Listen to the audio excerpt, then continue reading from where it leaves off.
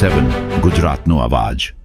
નમસ્કાર દર્શક મિત્રો, i7 ન્યૂઝ ગુજરાતીની સાથે હું છું આપની સાથે પાયલ બામભણિયા। તો જોઈએ આજના મહત્વના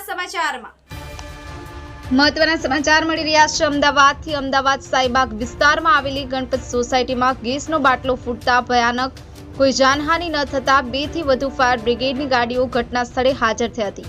આ કાબૂમાં લાવવાના પ્રયત્નો